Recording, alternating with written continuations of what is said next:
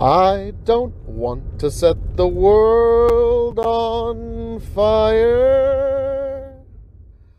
Please welcome Tom Summery. In your heart. I'm here, and in white my privileges heart, have I been have seeing you but tonight, okay, guys? desire, and that one is you. No other will do.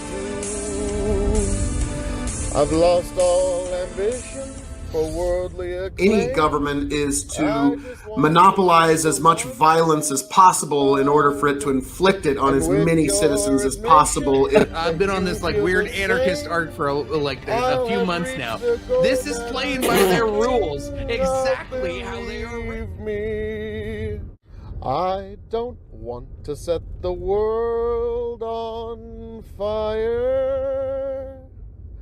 I just want to start a flame. You're watching the Dog and Chicken Show. Like, share, subscribe. That's right. It's time for the Dog and Chicken Show.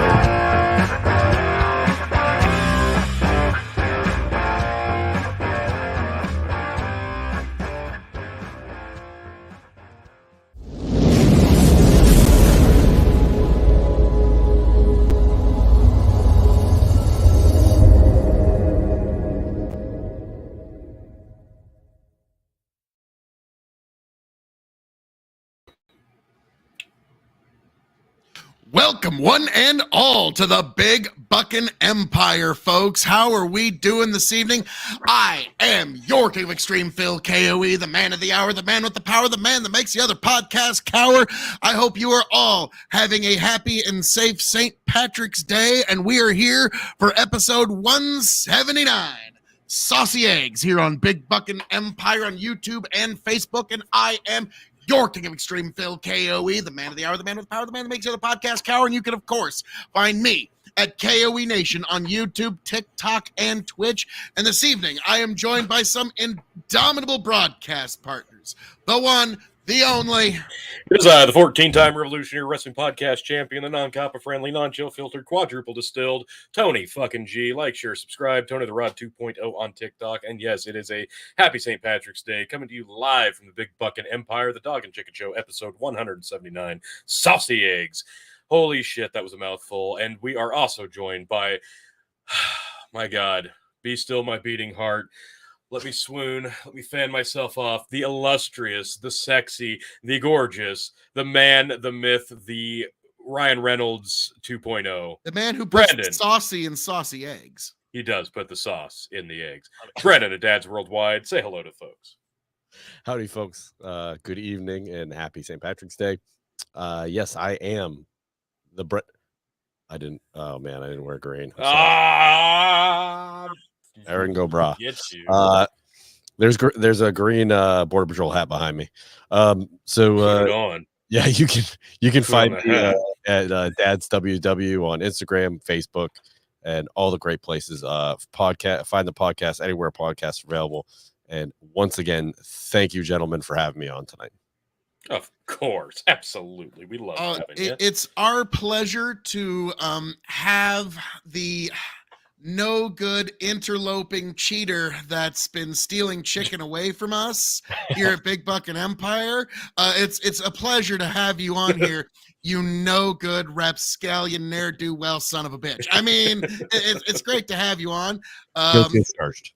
Now, gentlemen, before we get into anything else, Brendan, what are you drinking tonight?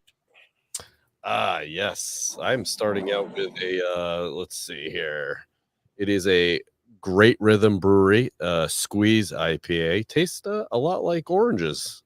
Interesting. Yeah, it's a New England IPA made out in Portsmouth, New Hampshire. So another local brew. Like to support local. So, and it's a fantastic beer. Interesting. T, how about yourself?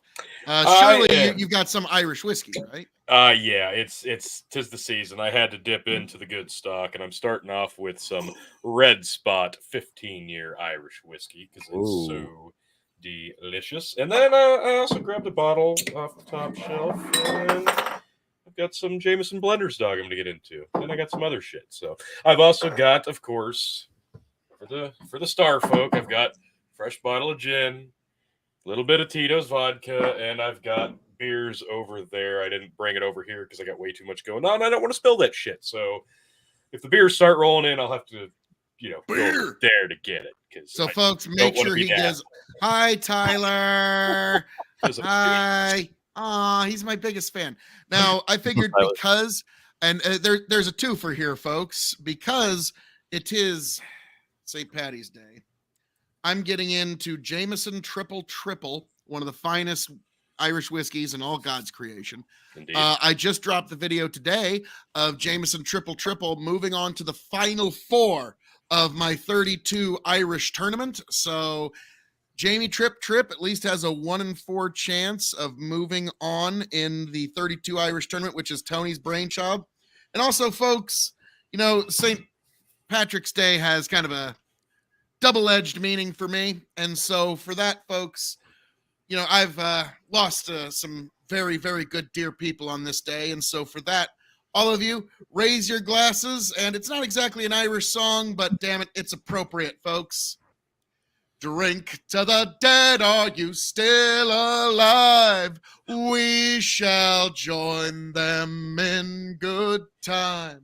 Should you go crossing that silvery brook, it's best to leap before you look. Drink to the dead, are you still alive? We shall join them in good time. Should you go crossing that silvery brook, it's best to leap before you look. Folks, raise a glass to all those who were here last year for St. Patty's Day who didn't make it to this one. God bless. Sláinte. Yeah, folks, that's hey! And the hat. I can see why he doesn't want to wear the hat. It doesn't exactly go well with his giant, wait. hair. I got this one. Hey, does it hurt you on a personal level that you always had to be second player in Mario? Luigi? Not cool, man. Bro! I was gonna go with Chris Gaines, the Garth Brooks wannabe. Oh no! Okay. I'd rather be Luigi than Chris Gaines. Grow the farm up. Tony G and KOE tag teaming. Our politics sucks. Mute KOE 5 minutes. Come on, Yank. You trying to torture us here? It's holiday, for God's sake. Well, now grow the farm up. All you have to do to mute me is become a monthly subscriber at Big Buckin' Empire on Facebook, $5 a month, and that gives you the chance to have a hostile takeover of the show. And yes, guys, actually, chicken brings up an interesting question here. Did the saucy chicken come before the saucy egg? And so it really is chicken or egg. Brendan, which came first? I ask you first. Well, I mean, when did the sauciness come into play here? I'm assuming around the time the egg was laid. It's got to be the egg then. Okay. Tony? I'm going to say the sauce, and it evolved into an egg, and then the egg hatched, and then the chicken sauced all over another egg, but the more metaphorical kind. I was always the smart-ass kid whenever I was asked this question. It's like, what came first, the you chicken say or that the egg? Like it's past tense. Yeah. Well, I now have facial hair. Oh, yeah. So, yeah, that's changed. But when what came first, the chicken or the egg? I was a smart-ass kid, so I went, well, the egg. The egg obviously came first. It was laid by something that wasn't entirely a chicken. Then all the grown-ups go, "Oh, shut up!" And I'm like, yeah, I was like, well, yeah. I mean, even at a young age, I was wise beyond my years, and wiser than most people in the room. So it was something that I had to adapt to from a very, very young age. Phil mentioned it before. Grow the Farm Up says, I already pay you way too much, which it's great. He does. I'm sorry, but not enough to mute me. You like just $5 more. Mute Phil or make him drink gin. That is up to you, Tyler. But you ain't got the balls to make me mute or drink gin. We ain't got to worry about it. Grow the Farm. The cost of maintaining extreme infrastructure is extremely high. I mean, like, yes, this extreme frame. Do you think that this, like, it takes some work to maintain all this, folks? I mean, like, this is a work of art here. So again, Phil brings up the Facebook subscription. That is a $5 a month. Very, very cheap, very, very affordable. And if you remember the Starboard, $5, $10, $15, $20 a show just to make us drink over and over and over again. You can do that simply for $5 by going to the Big Buckin' Empire on Facebook. For $5 a month, you can make us drink at least twice per show. That being said, I think it's that's my line. Okay. Anyway, it's a goddamn Phil. This is a good time to bring up something we are going to be doing with the programming moving forward for the next few weeks, because we do have a bit of a announcement and we've got a bit of programming updates. You obviously noticed Chicken is not here with us tonight, and it doesn't look like he's going to be on for the next few weeks, possibly. So with that being said, I hate to do multiple dog and chicken shows without the chicken. So we figured this really isn't right. So it's not exactly right. It's going to feel a little empty without him for multiple episodes in a row. So to fill that void until the chicken can come back to the Dog and Chicken show, we are actually going to take the time slot and use it to launch a new program starring one Phil KOE and Tony G. And I really encourage everybody to go to the YouTube page and please subscribe to this channel. It's a brand new channel. It's going to be a brand new show, very familiar to this one. It's going to be called Hazard Analysis, and this is going to be more exactly what you're used to seeing, but probably with more guests at a time, so a lot of different familiar faces, a lot of unfamiliar faces. So it's going to be a lot of fun. It's going to be very familiar to this one, and we will honor at least one drink per show until the Dog and Chicken show can resume back its regular scheduled programming. When that does happen, we will more likely move to a different night, and not exactly sure how the calendar will work out exactly for this new endeavor, but it's going to be fun. But yes, we're looking forward to it. All subscriber privileges immediately pass over to Hazard Analysis on any week that we're not having a Dog and Chicken show. Yes. So worry not, folks. Worry not. This will be a very fun time. And also because, like, Dog and Chicken show is a fun show where we don't get into the panel stuff. And so this is where we can kind of hybrid the two a little more. That and, that no good cheating heart bastard chicken. I mean, not like I'm bitter about it or nothing, but good. Now who's cheating, huh? Now I was about to say, I mean, like, because Tony and I were basically the Drew Carey of the podcasting world. We need another show. We don't have enough. We need another one.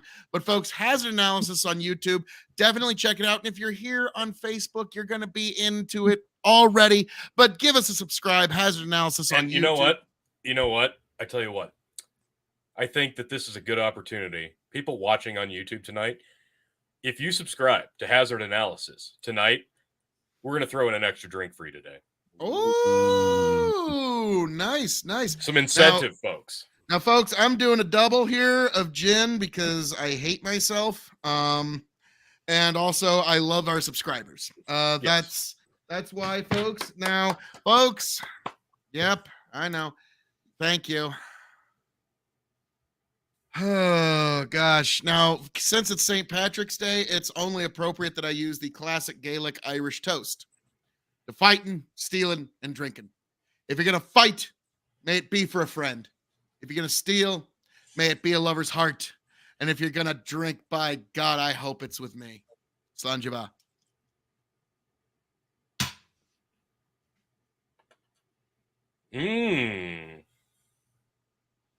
That just ruined the Irish whiskey for me tonight. Fantastic. Why does our audience hate me so, T? I mean, I'm just this lovable fuzzball that's nothing but non-confrontational. I don't get why. Have you met you? Yes, actually. Once or twice, actually. Okay, see, this is... Okay, now, listen here, Grow the Farm Up. I just gave you an excellent opportunity. All you've got to do... I see you're on YouTube, Grow the Farm Up. All you've got to do, head on over to this YouTube channel, Hazard Analysis, hit the subscribe button, and we will give you the chance to make us drink tonight. That's all I'm asking. Oh, you motherfuckers. If you give a subscription tonight, folks, any of you watching on YouTube, if you go to Hazard Analysis on YouTube right now and hit subscribe, you get to give Phil or I a drink tonight. Or It's you could just make that simple. Brendan, if you look, we're not going to fucking make chicken side piece drink, okay, Phil? That would be rude. yeah. Sorry. So we're here. It's Phil KOE, Tony G, and the other woman, Brendan, here tonight for. Don't mansplain things to him. So it's how we introduce hazard analysis. It's basically the new flat apartment me and Tony are getting while Chicken and Brendan try to figure things out. So it's more or less what's happening. So yes, Grow the Farm Up. He put it pretty well. You're all podcast pod cheat casting. You're all in a poly open pod. Now, unfortunately, guys, I have to admit, I am kind of the worst offender here because I go to open panel orgies. And then just bring all of that shit idea and even some of the people back with me. Okay. True. And so you bring your side pieces home. Yeah, but I share. We brought you here, Brendan, to make a statement to that no good cheating bastard Chicken. So it's like, okay. Oh, let's see. Is that sub on YouTube or Facebook? Yes. But yeah, if you sub to Hazard Analysis on YouTube, you can make one of us drink. Yes. I set you up there nicely, TG way, to knock that underhand softball out of the park. You know what, Grow the Farm Up? I was just starting to like you. Subscribe to this channel. There it is. To give us a right drink. There. Hazard Analysis. That is the channel. That is the picture. Hazard Analysis on YouTube. And you can see it in the comments. The link. Just go to that channel, hit the subscribe button, and then say if you want me or Phil to drink. And we will be at your mercy. Oh, no. Not at the audience's mercy. It's just mercy. that simple. Like, watch us get like 42 subscribers tonight. Like, motherfucker, what the fuck, man? Oh, that's gonna suck. Bullshit. Like, yeah. Oh, yeah. My liver's not gonna be able to handle that. Oh yeah, we're totally asking for it. This is gonna be. Now, Tony, I need you to confirm if we got another subscriber because Trey is saying that he subscribed. Oh shit! All right. I need confirmation of this hazard analysis. I'm going. 2 subscribers, Phil. We are up to 2 subscribers. Boom. Son of a biscuit. Okay. Trey did it. Okay. I can't find the channel. What's funny, did Trey already give you a gin? Yes, he did. Okay. Now I just had to mark him down for the first hour, and he gets a double. Okay. Yep, that's fine. All right. Hang on one second. Okay. Let me see if I can. There it is. And I also subscribed, Tony. Oh, so does that mean you have to give me a drink? Yes, it does. Okay, but I want you to use the weird little beer thing if you got any bottles. I don't. My kids stole my Chug Buddy, and I couldn't find it before the show. I've got a beer mug though. Okay, well then I was gonna put food coloring in it too, but guess what? My kids wasted all that too. Well, T, then you and I get to take a dual subscriber shot and chug. Right, here, ziggy zaggy, oi, oi, oi. Wait. God bless, folks. Down the hatch. I'd say you're the winner in that exchange. Yeah. I gotta go refill. Hold my spot. Yeah, that one stuck around in the flavor areas of my tongue a little too long. Oh, God almighty. So, Tony's trying to recover. I'm recovering. Brendan, have you subscribed yet? I'm trying to find it. Well, we did drop the link even in the chats. I know. I just copy and pasted it. So here we go. Subscribed. Hey, now surely you want to make Tony take a shot of gin, right? Oh man. Yeah. Okay. There. We're at 3. We're at 3. Oh, hold on. That's true. Justin was our first, actually. Oh man. It's always sentimental when you think about your first. I guess technically I haven't subscribed yet myself. Oh, well, what the fuck? It's your own goddamn channel. Maybe, you should be. Maybe I was saving it for tonight, Phil. Oh, wanted to make it special. Well, I wasn't gonna let you do it and give me a drink without me returning the favor. You know, good rapscallion. But yes, so folks, be sure to head over there, give us a subscribe, and grow the farm up. You should head over there and subscribe to Hazard Analysis, and you can make one of us drink. Hell, even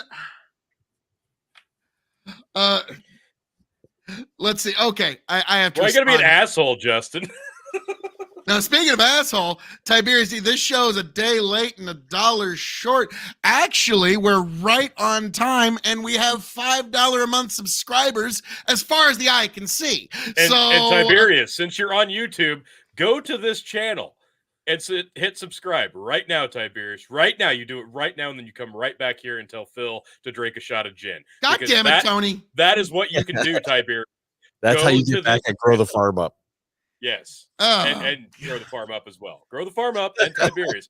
Go to Hazard Analysis on YouTube, hit subscribe, come back in the comments, say you did it, and then tell Phil or I, if you really want to drink. We're already up to 4. Let's see. Okay. Now, actually, Tiberius is wondering if you're going to make it to his panel tomorrow. I will probably miss it because I'm taking my daughter out shopping tomorrow to spoil her for her birthday. So I will probably be indisposed. I might be, like, depending on what time I get back into town, maybe, but I'm prioritizing her first and then everything else second. So, but yes, Tiberius wants Tony G, to show up on his panel. What time is it, and what are we talking about? I'll see if I can swing it. Tony, like the time is sort of 8-ish, but the topic is just whatever is falling out of Phil KOE's mouth at any moment. So, like, I don't know what the show's normal format is, but when I show up, I'm kind of a force of nature, and that just kind of happens. That's how every appearance by Phil goes. Well, actually, your producer invited me, Tony, and Chicken. So, gosh, I guess you better check in with your producer there, man. God almighty. So, but yes, it's running. Don't get me wrong. Like, it would be 10 times better with Phil KOE, but Phil K will not be available to bring up your show's ratings. I'm sorry, Ty. All right. One more time before we start getting into stories, folks. You've got to go over to Hazard Analysis.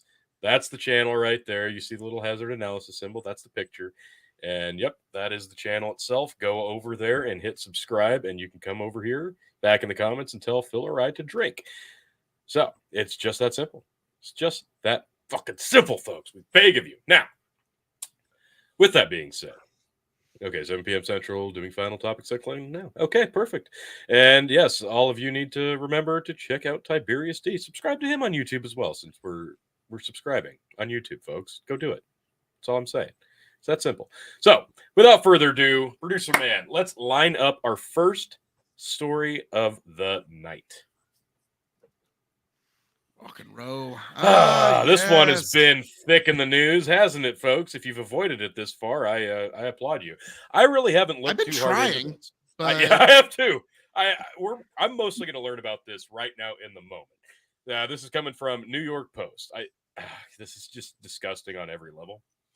So, Silicon Valley Bank donated $73 million to Black Lives Matter movement. This is on the heels. We're finding this out on the heels of Silicon Valley Bank collapsed on Friday after a classic bank run. Donated more than $73 million to groups related to Black Lives Matter movement online record show. A database from the conservative Claremont Institute shows that the bank donated around $73,450,000 to the BLM movement and other social justice-related causes. As first reported by the Federalist, and now defunct bank pledged in the summer of 2020 when the nation was gripped by racial unrest after the police custody death of George Floyd to increase commitments to diversity, equipment, and inclusion, DEI, in the workplace. What in the blue fuck is that? A report from August 2020 highlighted the fact that around 2/3 of the bank's workforce met the diversity criteria. So, in a nutshell, what we're looking at here is the bank went bankrupt the other day and started begging for bailouts. And, you know, the government's all more than happy to give it to them. But less than 2 years or 3 years ago, they were donating $73 million to social justice causes. So I asked the question, why? What? in God's name would we feel bad? Why in God's name would they be worthy of a bailout? Like, you can't tell me that they have $73 million plus to make donations to social justice causes. And then a mere less than 3 years later, going bankrupt, and they have the audacity to ask for a bailout. Where are these funds coming from? Where did the donations come from? Where is the money going now that they're bankrupt? That people are they just out that money? Are they fucked? What's going to happen now? Because they're not the only bank that's going to be feeling these wraths. I'm sure they're not the only bank that was making donations in this area. Am I wrong? No. Stephen Alexander talks about the fact that this bank and a couple other banks that have collapsed were heavily tied with crypto. And what's weird is the people that are coming in to buy them out, one of the big conditions that they have is that crypto is no longer one of your primary investments. They want to crush crypto, basically, because they want the Bitcoins of the world to kind of fade out so they can make something more central and controllable. It's kind of like when Zuckerberg wanted to start a Meta coin or whatever the hell it was. Like, he wanted to start his own cryptocurrency in Meta, and the government, and he had trillions of investors, and the governments of the world basically told him that might not be a good idea for you. And so, because they wanted to be the ones to start it. So in terms of, it's clear these banks were not managing their assets properly, and the idea that they're going bankrupt just a few years ago, they dropped almost $100 million to political causes. I'm sorry, like, even if you read the headlines badly, you have to come to the conclusion that they were not a very Brandon, your thoughts? Yeah, I just read an article doing a little research that just came out today, and it basically said that, well, it was only 70 million and it wasn't really BLM. It was so, like, I'm like, okay, so, but it was still all those other things, like the AACP, ACLU, a whole bunch of other stuff. So I feel like this is another like FTX, where like basically the Democrat Party is just washing their money through this bank. It seems like that's really what's happening. Now, I need to address this. Grow the Farm Up. What, Ty? No invite for Grow the Farm Up? Don't worry, I'll be busy actually working, providing value to the world, not theoretically talking about it to 5 people in your audience. Tiberius D, the Ban You channel. So, not that Grow the Farm Up's still bitter about that or nothing. Like, just thought we'd bring that back up. But yes, and he's like, no, I just declined right now on air, and Chicken's going through some shit. So, but yeah, Tony might be able to make it if he's not too busy for you, Ty. See, I didn't know there were trillions of people on the. No, I was talking about trillions of dollars. Dollars. SVP is what happens when West J. Ryan.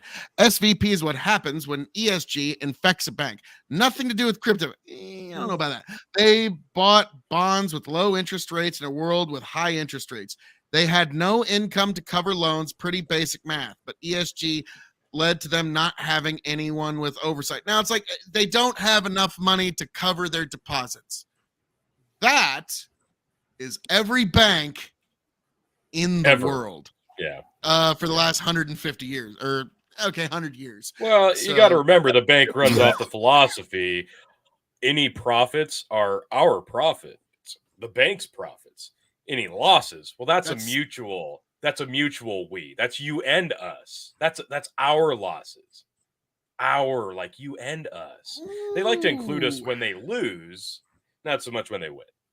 Now, I need to address this. Stephen Alexander, Ty, who allows people on his channel that wishes death on his usual contributors, like Jacanadar, weirdly enough. Yeah, that one got a little spicy. Wish death on me. I didn't hear it at the time, but all my friends told me.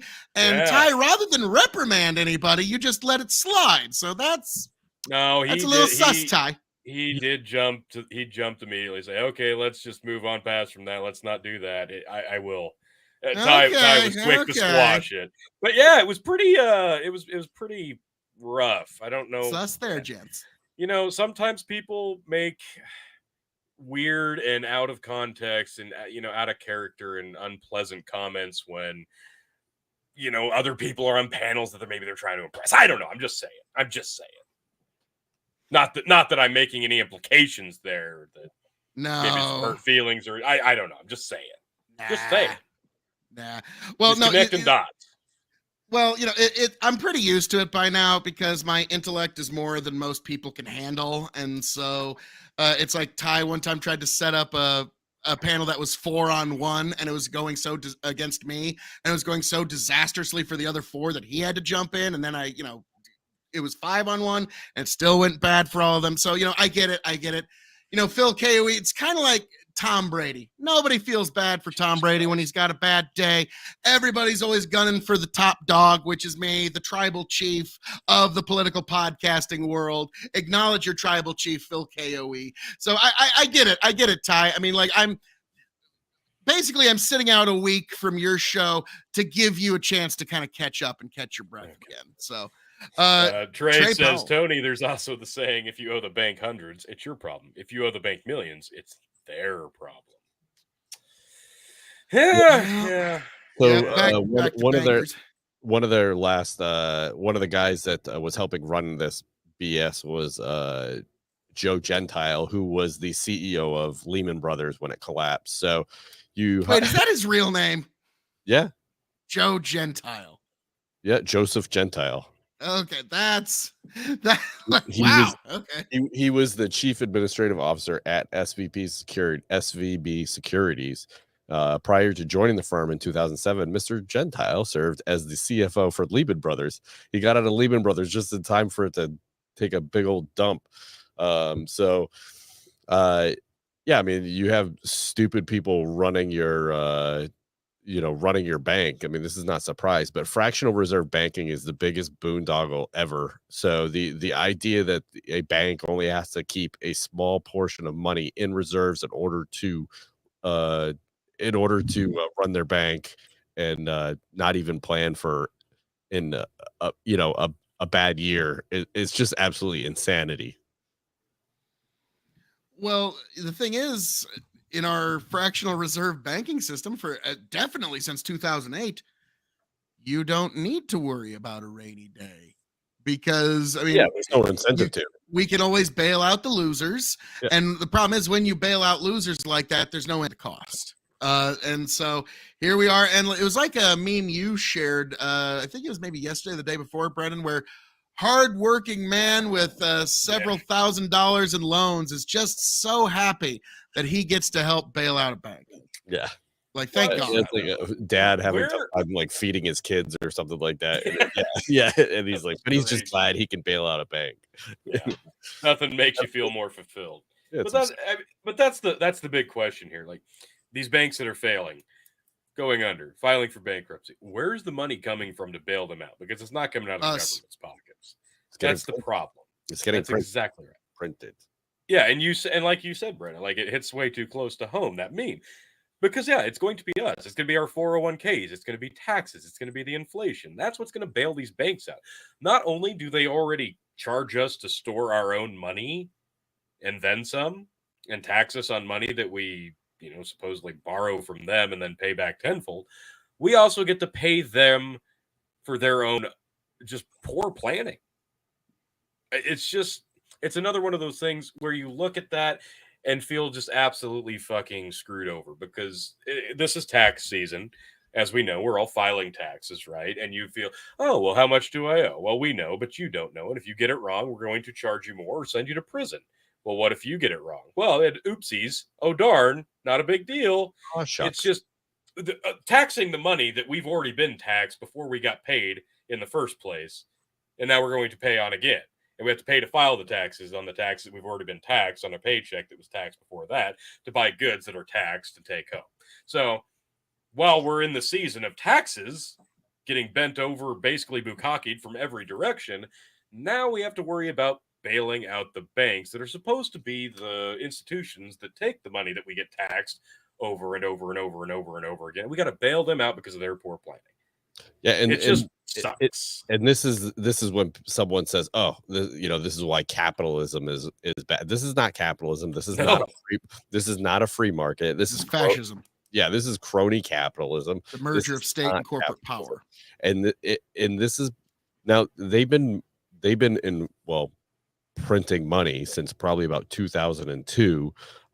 They've been artificially booming the real estate market since the 90s, right? That popped in 2008, but then they kicked the can down the road by bailing everybody out and inflating the inflating them their monetary policy, inflating and increasing money supply. So we've never really had the correction that we need, and they just continue to kick the can down the road, and they're going to do it again, obviously, right? Because they already agreed that they're going to be bailing these people out. So they're just, and again, so they're just making it worse, and eventually they're not going to. Eventually, there's just no one's going to buy the bonds. They're not going to be able to print the money. Yeah. Yeah, like unfortunately, yeah, like you said, the bond markets are going to take a hit. But like Grow the Farm Up point out here, the 1-to-9 reserve ratio we all learned about in 2007, 2008 is now more like 90-to-1 loan deposits. Yeah. And like you said, since 2002, or like really pick your year, like 2008 seems to be the one that everybody points to when shit got real bad. But yet there is no incentive for the banks to actually run in any sort of rational way. Like the numbers don't have to make sense. Like, I don't know if you guys have ever seen the brilliant movie Margin Call.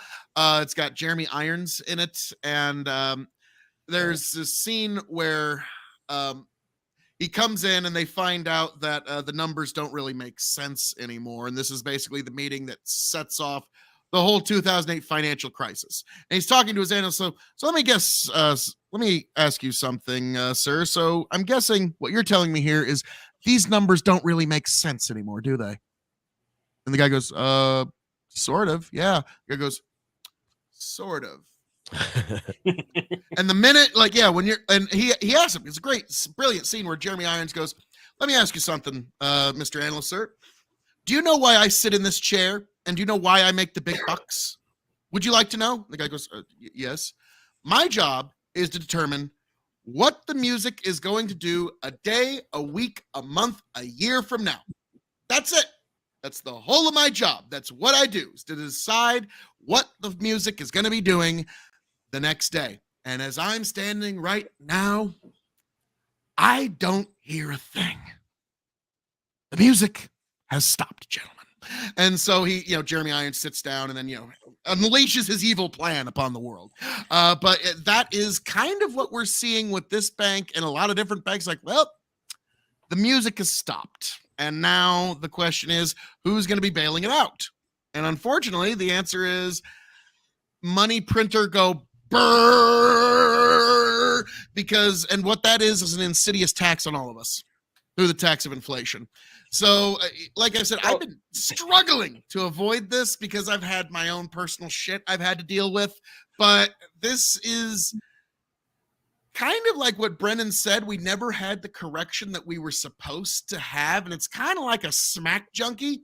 That next hit of smack feels a lot better than trying to get clean.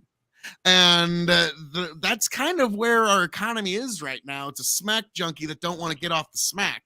And the longer that they take, the more painful it's going to be. And it's getting to the point where, Tiberius was calling that the Chinese government's going to collapse within the next 10 years. But my God almighty, the American banking system might beat it to the punch at this rate. Well, you know what the best part is? $73 million donation to Black Lives Matter. And didn't the guy who was at the head of that just buy a ridiculous mansion with the money, and the money didn't even go to the fucking cause? Yeah, the lady running it bought herself a $3.5 million mansion with some of that money. Golly, I'm just glad that all that donation to BLM, now that they're bankrupt, it just went to a good cause. That's really nice. But I don't want to miss this, and we kind of walked right past it. When West J. Ryan said, Phil, guess what? Phil, here it is. Oh, man. Phil, Tony needs to chug. Tony, you better chug that beer, you no good rapscallion. Yeah, I didn't want to walk past it. I'm sorry. Zigzag, zigzag, yoy, yoy, yoy. And well done. Well done. Keep in mind, if you want to take part in this hostile takeover of the show, just subscribe to Hazard Analysis on YouTube. But Phil, I haven't given my first hour drink yet. So, hey, buddy, what's up? So wait. So what do you mean? You haven't what? Yeah, gin. Yeah, gin. You know what this is. You knew what this was. You knew what this was. Damn it. Overpoured that a bit.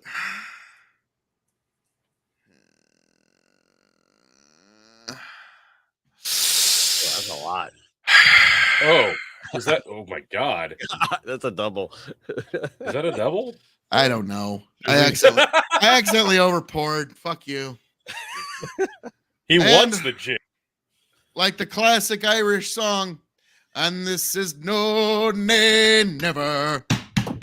No nay never, no more will I play the wild rover. No, never, no more.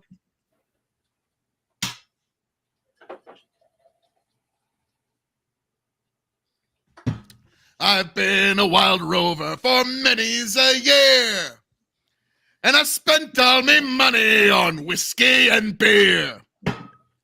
And now I return with a golden great store, and I never will play the wild rover no more. And now Tony, take it. Tony, take it from here. Yank, you could hit the mute on Phil. If you dare. Okay. No, you don't get to just mute all willy-nilly. You got to fucking do the subscribe shit or subscribe, bitch. Okay? You subscribe on Facebook or you subscribe on YouTube. Yanked. You don't just do it all willy-nilly, Yank. Phil, Yanked was We're the main stars of this show. Don't forget. Phil, Yanked was our first subscriber on Hazard Analysis. So technically, I know, but he don't get to just mute willy-nilly. He's okay. Is this your 5-minute mute? Oh my God. Then you get your 5-minute mute. But also, folks, your boos mean nothing to me. I've seen what makes you cheer. Okay. So are we muting? All right. 5 minutes, bitches. All right. Starting. Let me tell you something about why. Oh. Okay. So at 47:30, he can talk again. I better write that down. I guess that's a good time to remind everybody watching on YouTube or Facebook and go over to YouTube real quick and then come right back. You've got to go over to Hazard Analysis on YouTube, hit the subscribe button, and you get to demand Phil or I take a drink, a beer or a gin shot or whatever you want. So that's all you got to do. Go over to YouTube. That's you, Tiberius T. That's you, Grow the Farm Up. I know you're watching on YouTube. You got to go over there and you got to hit that subscribe button. We got to up them numbers. All right, we're just rookie numbers. Got to up them numbers. So let's do that first, folks. That'd be great. Please, thank you so much. Appreciate it. Now, Brandon, yes, sir. I don't know if you know this, but if you insult Phil right now, he can't even retaliate for the next 4 minutes. So if you have anything you want to get off your chest to Phil, like this is the perfect opportunity. By all means, like just take all the things that you've been harboring. You just start launching them. This is the best part. Trump is possibly the worst Republican candidate for president at this point. Can you elaborate?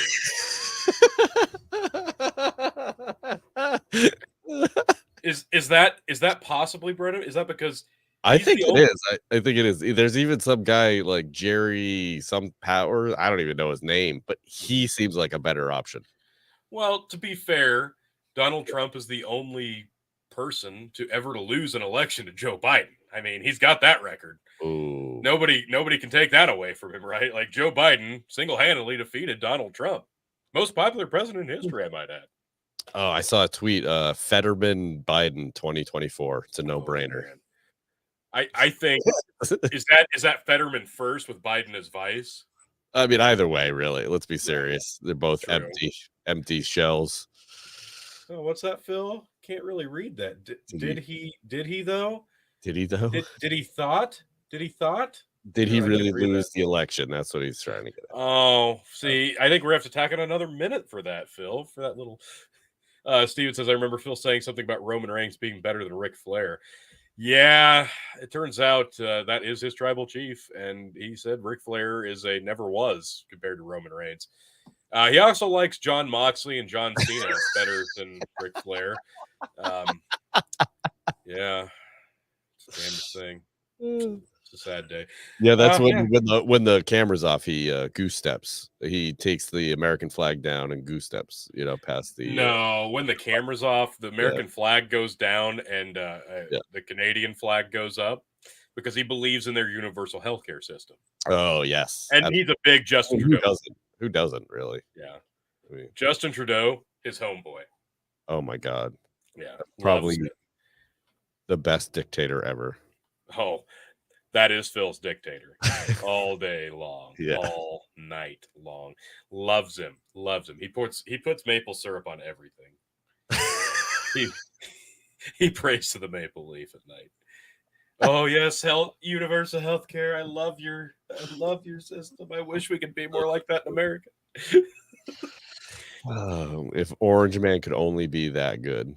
Well, Phil. That's why Phil likes Donald Trump so much, because Donald Trump's been on The View, and he's envious of that. Like he just wishes he could get on The View. What's that? Phil? Who doesn't want to talk to Whoopi Goldberg? Oh God, yeah. Phil idolizes Whoopi. Like he has Sister Act on VHS, DVD, and Blu-ray. Yeah. Signed, not by Whoopi, but by him. He signed it. Yeah. He signed it. Of course. He signed it. Yeah. Absolutely. He can sing all the parts. Phil, you got one more minute of being muted. Brendan, take him to task for a second. Yeah, so I think the reason I say that Trump is the worst candidate is because, well, I mean, let's be serious. He spent just as much as Obama and kept us in pretty much every war front that Obama kept us in. So, I mean, really, you want another wartime president in there? I think not. I think you really, and big spender in chief as well. So, I mean, really did nothing for the economy. I mean, he's a loser all the way around. Lost to Biden, loser for the economy. Tony, you're still muted. Tony, you're muted. I wasted my last 10 seconds being muted. Oh, man. And Phil's back. Enough of that bullshit and lies. Okay, what the fuck was all of that? Jesus Christ, I've never heard so much horse shit. Now, the one thing Stephen Alexander, I was just starting to like Soviet flag behind the American. And KOE puts maple syrup on Chinese food. But go back to the Roman Reigns thing. I think I was trying to find that one. Oh, what the fuck? That was amazing. Okay, that was okay. Amazing. That's uncalled for, Stephen. I can take quite a bit of abuse in the other areas, but to say that Roman Reigns better than Ric Flair, I now don't get me wrong. At WrestleMania, we're going to see the beginning of the Roman Sammartino era. So it's going to happen, folks. Woo! I mean, nobody tops that Rolex wearing, styled profiling, alligator booted, limousine riding, absolutely no commercial flying, kiss stealing, wheeling dealing. Woo! Son of a gun. Ladies, none of you can be first, but one of you can be next. Like, I'm sorry. Like, Ric Flair will forever be the fucking man. Okay? 20 years after he's dead, he's still the fucking man. Okay? Whenever he does die. I think he died actually 3 years ago, but he just refuses to. He's just too stubborn. That motherfucker's just too fickle. He won't take it. Like, nope. Woo! I got two more matches in me, baby. Like, yeah. So, like, he's like, I know he's technically dead, but he's got 2 more matches to book. Oh no, Phil. Oh no. KOE just sold me on Flex Steel. Hey, Phil. Hey, what? Look at that. We're up to 5 subscribers. You know who just subbed? This guy. I was about to say, would that be your motherfucking ass? It would be me. Hey, Phil, why don't you take a gin shot? Oh, Tony, this is gonna get dirty. You realize this, right? Okay. It's already dirty, Phil. It's already dirty. Brendan, you still have to tell us what you want for your subscription. Oh, that's bad juju. I'm not doing it. Come on, don't be a bitch. No. Don't be a bitch. Okay. Don't be a bitch. I'm already chicken's bitch. I just can't do it. Okay, come on now. You don't have to play bottom. You can be a power bottom. What if I like it? Okay. I've had enough gin to the point where, okay, folks, for this, He poured another double. just just insert your favorite Dropkick Murphys lyrics. Yeah. I stumble. Yeah, nailed it. We're going down to Boston. I drink a fine. I drink a fine. And if I see a pretty girl, I sleep with her tonight. Yes, I drink a fine. Those are real lyrics. Billy Mays, AI, the My Pillow guy, and KOE greatest shills of 2023. Your King of Extreme is the greatest shiller in all God's creation. Girl, the Pharma, get your ass over to this channel and hit subscribe, and you can give Phil KOE a gin shot. Or even your greatest fantasy, mute me for 5 minutes. Or mute him for 5 minutes. That is totally up to you. That's all you got to do. Climbing up to the top sail, I lost my life. Jesus Christ. Is that a Dropkick song? Yeah. I just want to go go back to the comments real quick. Before all this hoopla, there was the talking about the correction that would be awful and it would probably destroy our currency. Yeah, it would, but it has to happen. Eventually it has to happen. Our currency is gonna go to shit one way or the other. So, we either take it now or we take it later, but it's going to happen. Right. So I just want to get that out before we end that segment. So totally fair. I was about to say, and in this gin and hazard analysis shilling segment, we did get a few passing notes about banks in there and some shit talk about Tiberius. Yeah. Yeah, we only got through one story. Yeah, that's pretty good for us. Through it. Yeah. One story in the first hour. That's pretty good, guys. That's pretty good. I was about to say. All right, and we even talked about it a little bit during that first hour. But yes, grow the farm up. Get your ass over to Hazard Analysis. Drop the subscribe.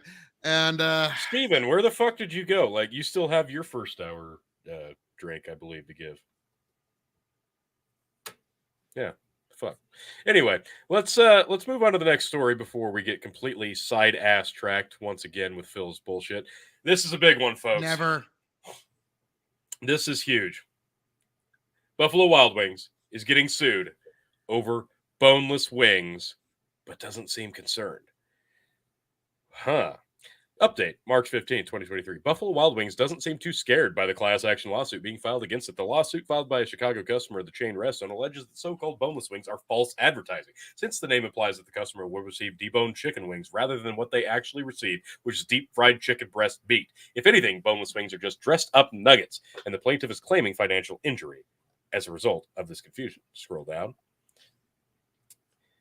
After news of the lawsuit broke, the official Buffalo Wild Wings Twitter account posted this on Monday. At BWWINGS, it's true. Our boneless wings are all white meat chicken. Our hamburgers contain no ham. And our buffalo wings are 0% buffalo. Fucking mic drop. Hell yeah. The Dubs Twitter team. I applaud you. You fucking knocked this out of the park. And I don't know if the article says it, but yeah, I think their representation said, yeah, we're gonna readdress the wording and we'll be back with this. Yeah, we're gonna take 5. We're gonna go over here. We're gonna reconvene and then we're gonna come back at you again. So I know it was tongue in cheek response, but damn it, they kind of just knocked the whole case on its ass with a tweet. That's really what happened here. This shouldn't even have been allowed to be filed. Exactly. This is so I get that, but some of the joke. Unfortunately, there's quite a few people that go to court over a joke. Now, usually it gets thrown out, but yeah, when you're in an official capacity like that, you got to be real careful when you're representing a major company like that. But also, now, Tony, Tantui Tenman, that philosopher king, and if you check, he has subscribed, and he's telling you to chug too. Yeah. That's all right, Phil. You want to play that game? All right. I am Yeah, playing that 6 game. subscribers. Yeah, all right. 10 man. I'll grow the farm up. No, we're not talking about Facebook. This is your one night, okay? No, we're not talking about Facebook. Like, this is you. You're on YouTube. Go to YouTube. Go to this channel on YouTube. There it is, the YouTube logo right there. Go to that YouTube channel. Hit subscribe. And you can give me or Phil a drink or mute Phil. Not Facebook. Anyway, Tantui 10 man, you son of a bitch. I'm just so glad to see you here. I'm so glad to have you as a subscriber on Hazard Analysis. And I'd be remiss to cheat you out of a drink. By I golly, know. Whoever you might be. I just hope other mysterious people also subscribe and give me or Phil a drink. No, it's just gonna be you. Sorry, T. Ziggy Zoggy, totally. Ziggy Zoggy. Oi, oi, oi. I'm already done. Okay. Oh, God. But, yeah, the BW story, it cracked me up because it reminds me of, was it a year or two ago, like right off, was it during the pandemic, maybe? Or right after, when the guy went in front of the city council and talked about the Saucy Nugs? Yeah, like, that was it was so Yeah, funny. that It was in was Nebraska. Yeah. And it was awesome. And this reminded me of that tenfold. I'm like, oh my God, we're bringing back the Saucy Nug controversy. And it's amazing because it doesn't matter where you go. If somebody sits down and orders wings at a restaurant, whether you're in a big group of people or you see somebody else across the restaurant order wings, or you go to a wing night at a bar, or whatever, it doesn't matter because that conversation is always going to come up. Are boneless wings really wings, or are they just Saucy Nugs? To me, they're both. I'm going to play that moderate. I know Phil can't believe it, but I'm going to play the both because it's got chicken, it's got the sauce. It just doesn't have the bone. And I want to add, not recently, maybe a few weeks ago, went to a bowling alley, a Wednesday night. I was out of town for work. Stopped at this bowling alley. Said it was the only place in town to get a bite to eat. They had a wing night. It was a Wednesday. Stop in. Well, guess we'll do the wings. You could either get a pound of wings or a pound of boneless wings. I opted for the boneless because that's just science. Half of the poundage is going to be bone. Yeah. Like, fuck that. I'm going to get more meat for a pound with the boneless wings. And you know we what? all know you love the meat. So here's another thing. Give me all the meat. Yeah. Okay, like another thing that people like the Buffalo Wild Wings Corporation, while I've got a lot of problems with them, they are going to be ultimately right here because I don't know if you guys know this, but when you go out to get chicken wings, half of it's not wings. It's also legs. Yep. I know this. Now, also, yes, I have to do a shot of gin. I do. But also, yanked you rotten rapscallion, ne'er-do-well, evil bastard. We also have the Revolutionary Wrestling Podcast, which you can check out on YouTube and Spotify, that just subscribed and told Tony that he needs to chug. So, Tony, unfortunately, I was just a little faster on the draw there, and I am going to join you for my gin shot and your chug, T.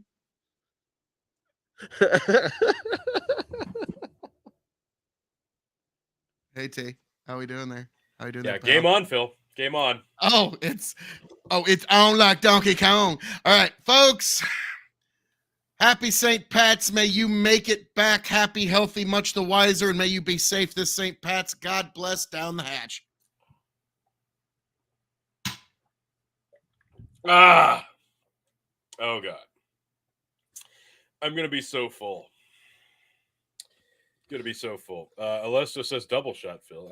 I mean, does he have any right to pull that rank?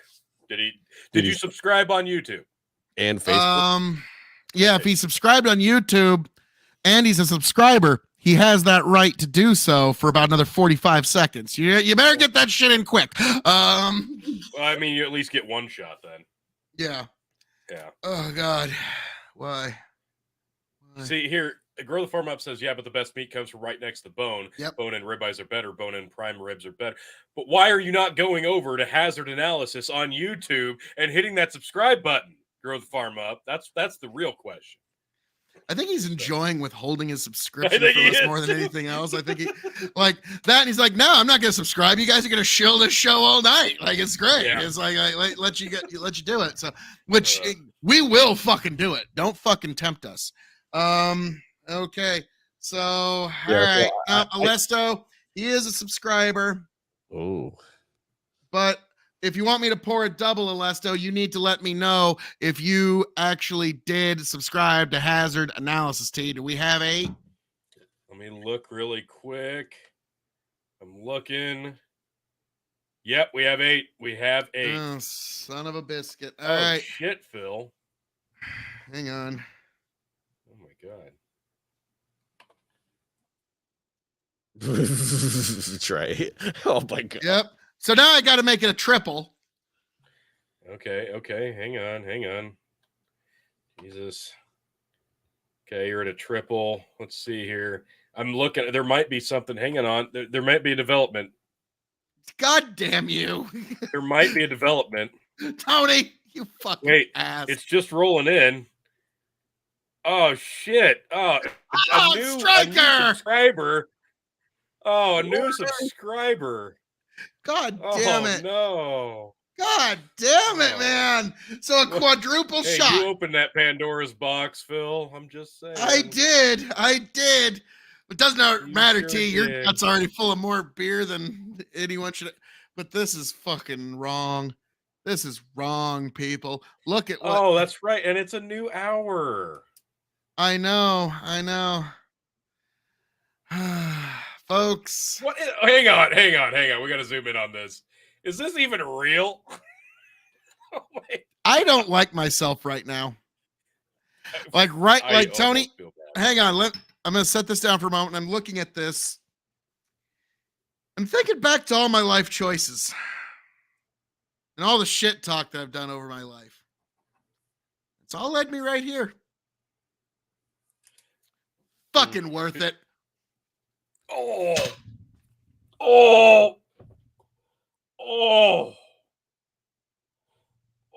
God.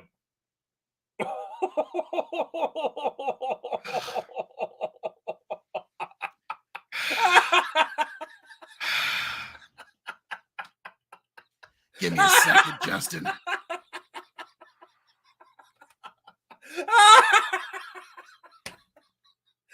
Phil literally just drank an entire mini Glencairn of gin. Oh. How did we arrive here, Tony? I wish. How did we arrive that this is what the audience wants me to do? Why? I wish we could get instant replay on this show because that. Oh God, Brendan went to take a leak while you did that. That's how much pain that was. Brendan couldn't even watch it. Oh, that was. Oh God. And I think okay. Is that it, or I think there was one more? I don't know. I hope I didn't miss any. But okay, who called their second hour shots? I think Justin just called his first second hour shot here for me. Okay. Justin, correct me if I'm wrong. Okay. But I'm just going to load it up and get ready. No, okay. Trey called his second hour, right? Didn't Trey? I don't fucking know, T. Like at this point. Is a mini Glenn is like at least 3. At least. I was about to say 3.5 at the very least, and that felt like 5. It looked god awful. Yeah. Oh no, Justin. Producer man. Like basically, just take all the drinks tonight and just mash all of the shots and beer chugs into one video. That's what we need. So that's our highlight video tonight because there's nothing else. Other than thought Brendan's Trey was last hour, or ass. is he this hour? Oh fuck. No, I thought Trey. Oh, Brad. Oh yeah. Yes. Oh, sorry, got a little excited there. Is there a donate link for that masterpiece Phil just did? Yeah, you can go to buymeacoffee.com/TonyG and donate $5. I'll get it too. My liver appreciates it. Yeah. So do I have to do another shot or not? I'm starting to lose track here. Sure, let's go. Let's go with yes. Like, guys, I'm going to be honest with you. That last gin shot kind of got on top of me a little bit. Well, there was like 4 of them there. Yeah, I was going to say it wasn't just one. Okay, Trey, I'm going to ask you real seriously here. I need you to be honest, Wink. Did you use your second hour drink? I'm pretty sure he did. It was like I thought he did. It was like, if you have it, you should give it to Tony G. Just, just as a service to me, just as a good old favor to me, good old. I'm almost at the point where I'd rather have a gin just to take a break from a beer chug. But I mean, I would much rather you have a gin than me have another gin. Yeah, I bet you would. All right, so as we're rolling on, oh God, what's this? What? Oh, new comment. What's this? Phil, I want Tony to not take a shot. I'd rather have you drink gin, but I feel Tony should have gin. What was that amalgam of words? Just say Tony gin, you fuck mook. So it looks like I've got at least one shot of gin. That's what I thought. Trey used a second. Okay. All right. Got it. Can we make Chicken drink even though he's not like actually on the show? I agree, yes. I mean, yeah, chicken, so gin. Gin for Tony, gin for Phil. Okay. Oh God, I'm pouring these a little too heavy tonight. Hey guys, why are you drinking? Wait, why are you drinking, Phil? Because Justin gave me a shot, I think. Oh, because he's a dick. All right, here, Phil, you go full screen, then I'll go full screen with mine. Something very witty and heartfelt.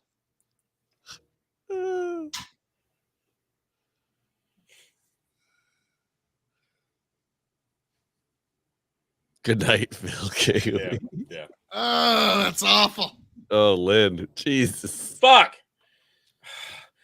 A shot and a chug. Oh, fuck. Okay. Clovers, pots of gold, leprechauns, and fighting. That's pretty close at this point. Fuck. Oh, man.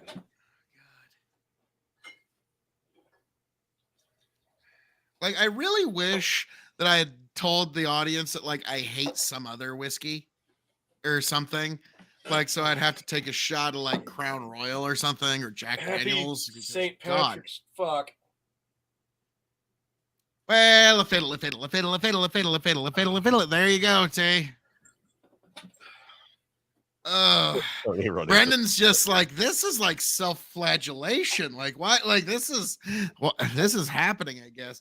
Brendan's like, you guys keep going. I'm going to be the smartest motherfucker on the show. Yeah. I think at this point, you might be pretty close. Now, like, to me, like I always say when I go onto these different panels, like, this is more fair. Me being like 10 gin shots in, then yeah, we love you, Brendan. Lynn swooped in like an asshole. Ho, is your holiday going? Well, if your holiday is going with a ho, it's usually doing a lot better. Okay. All right. Folks. God. Phil's like 10 shots of gin in. I've like, I don't know, 7 beer chug. I don't know. Second hour Dog and Chicken Show. This show's great. I love this show, folks. It's the best. Fuck. Best audience ever. Fuck you, chicken. You'll be back for hour 3. Yeah, why don't you come back for Suck These Nuts? Anyway. Yeah. We got your fucking mistress right here, chicken. Okay, what? Fuck. What? You think? Come on. Oh, man. And Tyler coming in with a gin shot. Come on, Ty. This is almost like abuse. This is very abusive. Go to the farm up, VD. No, it's St. Patrick's Day, not Valentine's Day. Or venereal disease. Well, I was trying to be nice when Phil was on screen, but you're right.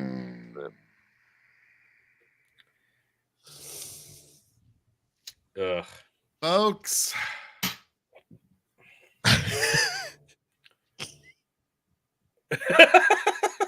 Trying to think of something witty or rhyme to give me some more time before I have to, with a great chagrin, drink this fucking gin.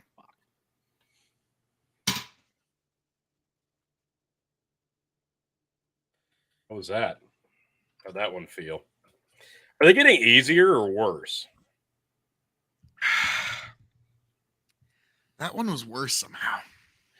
Oh, Trey asks a really poignant question. Tyler, have you subscribed to the new YouTube channel yet? Oh, That'd be this one, Hazard Analysis. If you go to Hazard Analysis on YouTube and subscribe, you get an extra drink to give tonight, Tyler, if you have a YouTube. Hey, Grow the Farm Up, that goes for you too, you fucker. Go over here and subscribe. Actually, yeah, and the maple syrup, Grow the Farm Up. Don't forget that as well. Yes, and the maple syrup. It'll be Valentine's Day for Phil and that gin bottle. Ooh, he's going to get frisky with that bastard. I like it. Take that gin bottle and shove it up my... I am so bloated right now. Let's bring up our next story while Phil's off screen for a moment. Holy shit. And that was Tyler's second. Okay, yeah. Got it. Well, hang on. I got to say this, guys. I got to say this. My daughter's here and she's pacing about. And I told her, the audience is making me drink this awful gin. And she said, don't worry. She pats me on the shoulder and goes, don't worry. I'll hold your hair back. Because, yeah, I'm starting to get white girl drunk. I smoked the wrong end of this cigarette. This song is about me. Yeah, like, yeah we're starting to get there. We all knew that girl in high school.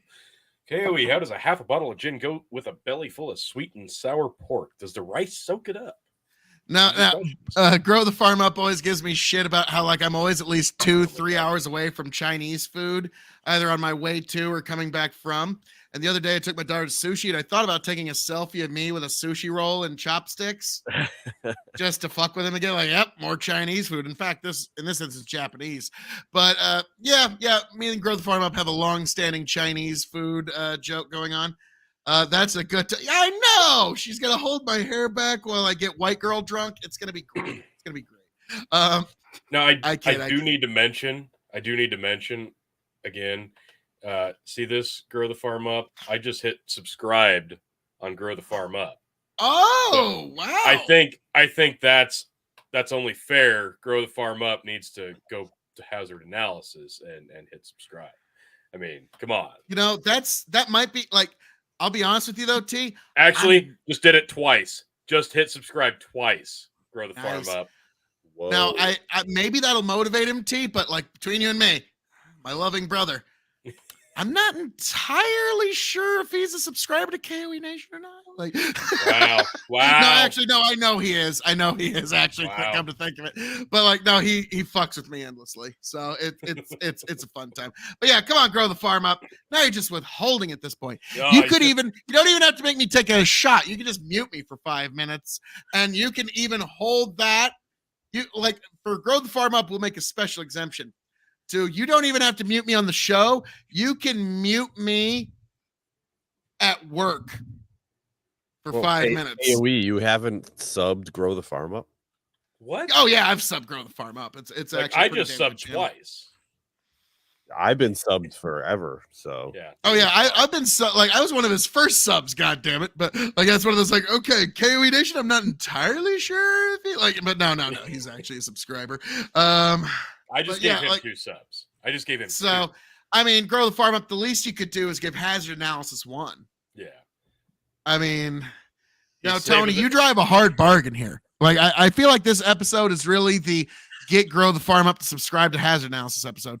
Now he's saving it for that one shot that puts you over the edge. Like, he's got a good point. I think we're pretty close. I was just saying, he better hurry up. Yeah. When Phil starts turning green, that's when he's gonna go and hit subscribe. Be like, Jin. No, like Tony, you remember my subscriber drive for 420? And then at one point I started going like, I actually had to get on the stream and be like, you need to end the stream.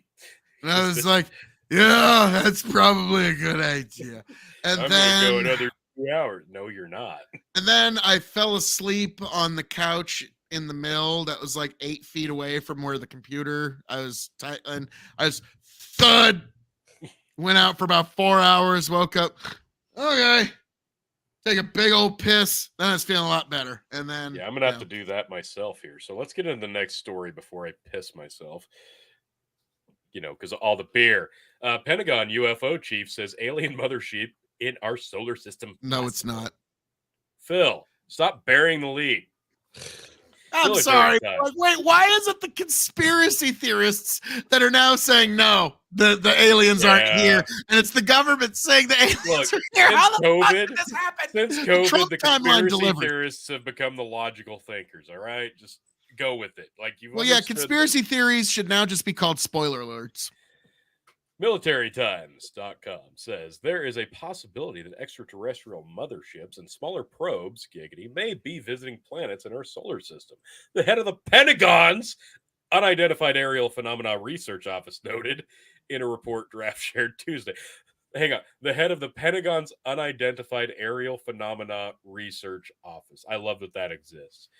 It's the Office for Aliens. Yeah. We can call it other shit, but yeah, it doesn't sound as professional, though. An artificial interstellar, holy God, way too far. Thank you. An artificial interstellar object. God damn it. Could potentially be a parent craft that releases many small probes during its close passage to Earth, an operational construct not too dissimilar from NASA's missions. John Kirkpatrick, director of the Pentagon's All-Domain Anomaly Resolution Office, wrote in a research report co-authored by Abraham Loebs, chairman of Harvard University's Astronomy Department. These all sound very official, government, and intelligent Harvard graduates. Like, what's not to love here? Kirkpatrick, who was appointed as the director of the AARO when it was founded in July 2022, previously served as the chief scientist of the Defense Intelligence Agency's Missile and Space Intelligence Center. The AARO was established to investigate unidentified objects of interest around military installations, according to a Pentagon press release. And the fact that I'm able to read that fucking fast after chugging that many beers is a fucking testament to how awesome I am. I was about to say, like, the fact that you can read letters at this point is actually a testament. Impressive. Thank you. It's what I do. It's what I do. So the fact the details of this article don't matter. The fact that you have Ivy League intelligence working within the government saying, yeah, no, it's totally plausible right now that a mothership is, sending probes out. And aliens. Probes, aliens, abductions, motherships, even. They're still trying to cover for that stupid balloon. Yeah, that's kind of what it boils down to, isn't it? It's just so stupid. I mean, like, just that's where we're at. You read the article and it's like, yeah, I saw Independence Day too, buddy. Thanks. Yes, that's what this is. This is ridiculous. I love it. I love the fact that the Pentagon has Ivy League graduates saying, yeah, motherships are. It could be a thing. Yeah, they're trying to distract you from something that's going on right now. Have you ever seen the Whitest Kid You Know sketch where the press secretary goes out and talks to the press? Yeah, we have a moon base and we have a bear problem there. No. Oh, it's fucking amazing. It's actually pretty good. It's incredible. For like 5 minutes, the press asks questions. Wait, there's moon bears? Yes. How long have we had a moon base? I can't disclose that. But like, are these like grizzly bears? I can't confirm or deny what kind of bears they're. And after about 5 minutes, did we invade Iran today? You got me. You got me. You got me. Yeah, one of the reporters like, wait a minute, did we invade Iran? The bears on the moon? Because like, here's the funny thing about aliens. Where did I lose you? Where did I go too far? Oh, you had me there. This is going to sound kind of strange, but like, no, hear me out here. If aliens were to actually visit the solar system, which is our solar system, people think they're going to immediately come for Earth, which isn't really rational because the only thing that's actually interesting about Earth is our biosphere. That's it. The fact that we have a couple of living things on our biosphere makes us a little interesting. But if they were industrious in any way, these aliens, the first place they would go is to try and harvest the hydrogen gases of Jupiter because they've no doubt discovered fusion energy. Or if they want like just raw material wealth, they'd go to our asteroid belt because there's more gold, silver, platinum, palladium, cobalt, and coltan, and any other kind of mineral in our asteroid belt than almost anywhere else other than a couple of moons of Jupiter in our whole solar system. So the idea that the aliens are going to come here and they give any fuck about us other than the fact that, like, kind of like a David Attenborough documentary, like, look at this amazing planet here where we have human beings that are dominating the biosphere. Like, that would be about the extent of their interest in us. Like, people think, like, yeah, we're interesting, but a biosphere isn't the reason why we're going to have a mothership coming here and giving a flying fuck about us. Now, tell me why I'm wrong, folks. Oh, and we're down to just the Brendan. So what are your thoughts on Jerry Bruckheimer really embellishing on what an alien invasion would look like? I'm with you. I mean, there's minerals everywhere, especially even on asteroids, right? Like they say that it's just like crazy. That's one of the things they say. If you mine an asteroid, you would be a billionaire if you could get there and actually do it. So, no, I find this article silly, and I can't believe anyone actually wrote it. Never mind, actually got it published. I mean, like, what editor reads this and goes like, it's full of facts and knowledge everyone needs to know? Here we go. Well, I mean, like, this is the point where the Pentagon says, "Oh yeah, aliens." Like, okay, and I think it's hilarious. Like I said earlier, the conspiracy theorists are saying, "No, that's not true. That's not true at all." I just I don't understand. Like, they went from deny, and then the last 2 years, they're like encouraging it. I don't know about all that. Grow the farm up. Oh God. We'll see. I think for a lot of conspiracy theorists at this point, it's just we're going to reject it no matter what it is. So if you tell us there's no aliens, there's aliens. And if you start telling us that there is aliens, there's no aliens. These are government skeptics, right? Like, anytime the government's like, yeah, this is definitely happening, they're like, no, I'm out. Who published this, says Trey? It was Military Times. Is that militarytimes.com? Alien mothership. It's a government website. Yeah. Like, ultimately, a government website. Yeah. Now that's how much those fuckers have cried wolf, that the Pentagon can say, "Hey, aliens are here." Yeah. And everybody goes like, "Okay, are they really? Are they really? Or are you bullshitting us again because you've cried wolf too many times?" So I'm like, okay. Effective. Like, is this to distract from our drone getting shot down in the Black Sea and us officially entering into the Russian conflict and the fact that nobody wants to admit this is World War III now? Because I made that call a couple months ago and everybody mocked me for saying that this is World War III. But fuck, I mean, Brendan, I'm curious. Do you have any objection to that particular statement that we're in World War III in Ukraine right now? Not at all. I mean, we have contractors on the ground in Ukraine. We've been giving them money, weapons.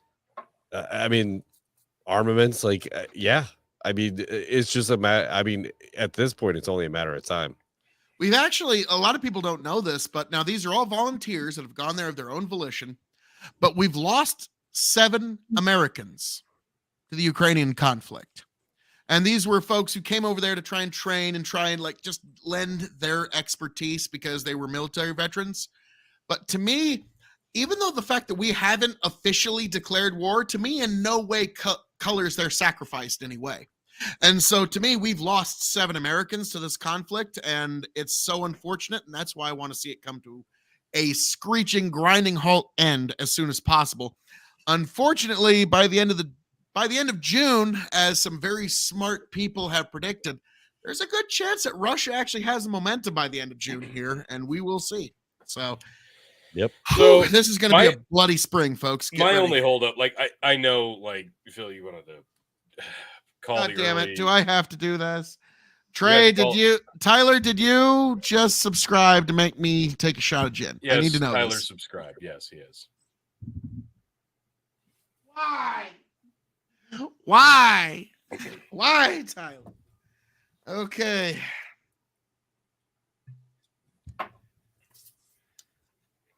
Not much of that brickway left. You got this for me for Christmas. Yep. Looks like we have to get you another bottle. No, I still have that Snoop Dogg gin, but nope. We'll get you more. Don't worry about it. God damn it, T. You don't need to do that. I got that Snoop Dogg gin I got to get through. Well, then get that bottle.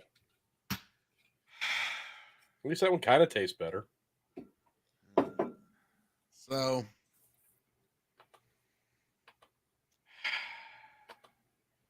because I'm looking at this glass knowing that this is going to be the one that really sets me over the edge. That glass, that one right there. This is going to be the one where, like, I'm going to be telling you about, well, like, why the aliens are coming here. And, like, oh, man. Okay, folks. To having the balls to say, fuck all y'alls. Woo!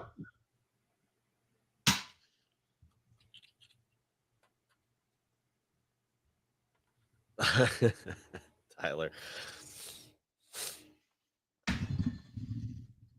Okay. So that happened, T. Thank God. Thank God. Oh, shit.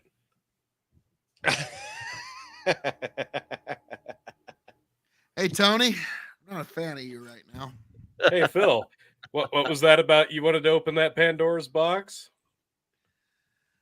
Like Steven says. Like Steven says, that's amazing. Phil throbs for more shit. Perfect adjective.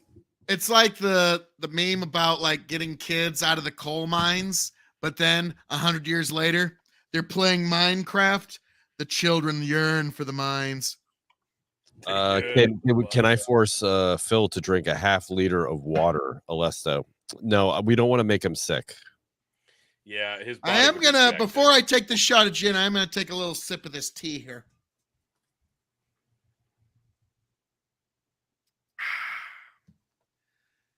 Okay. So I have this shot here.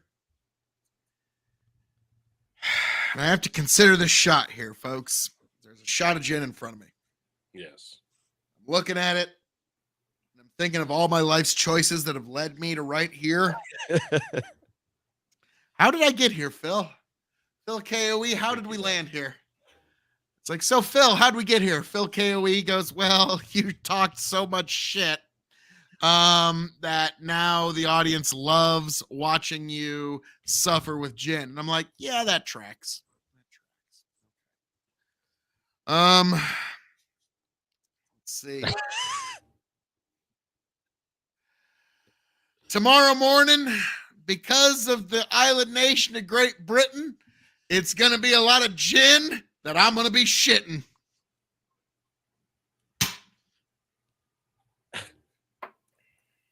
How's it feel, Phil? You all right? You good, bud? No.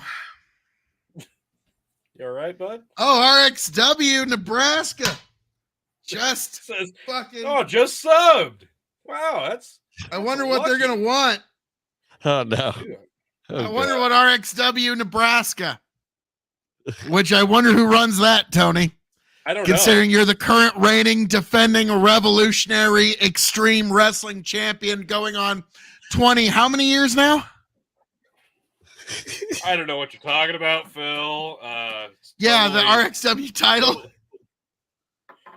I don't know. I feel like this is a witch hunt, even though I am the reigning defending world champion since like 04. Okay. Now, curious too. Going on 20 I'm just years. going to pour a half. How many years have you been reigning? Before we take the shot, how many years have you been reigning defending RXW champion? Okay. Because you won it from me in one of our last events. Yeah, it was early 2004, so I'm 19 years in. 19 years. So in another 3 years, you will have surpassed the fabulous Moolah in terms of longest title reign in all wrestling history. So, folks, that was the goal. That was the goal. When I started wrestling as a 12-year-old in my backyard, that's what I was. Extreme wrestling. This shot's for you. Oh, yeah. Oh, yeah. All right. Look at him. All right. My cheeks taste like gin. Like, do we like talk about stuff on this show, or? I think at one point we did, but now it's just the Torture Phil KOE with Gin Shot show, and the audience seems to enjoy that far more. So let's go to our next story. Quite successful at that. I just have one more thing I want to get off my chest here. Someone had said I think it was Trey, said they agreed with Phil's assessment as the White House has changed their opinion as far as Ukraine's position. I think anyone who thought anything different other than the fact that Russia was going to roll Ukraine is just silly. Is just absolutely silly. I mean, even if they were evenly matched with armaments, Russia has the manpower. Period. Yeah, so. Russia throughout all of its history has always had the "Niet, comrade." Just throw more comrade at the problem. Yeah. So yeah, I mean, the idea that Ukraine even had a shot, even with all the money and guns that the United States gave them, and now Poland is giving them jets. The thing, and we're giving them tanks. Yeah, the things that need to change, the things that need to change in order to actually stop this is diplomacy needs to happen, and the United States and the UK need to get out of the way.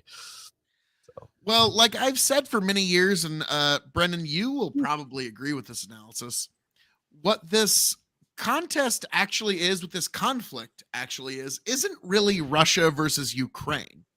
What it is Russia versus NATO using warm Ukrainian bodies to stand between Russia and all of NATO. And so you look at all the equipment, all the money, everything that we've invested into this.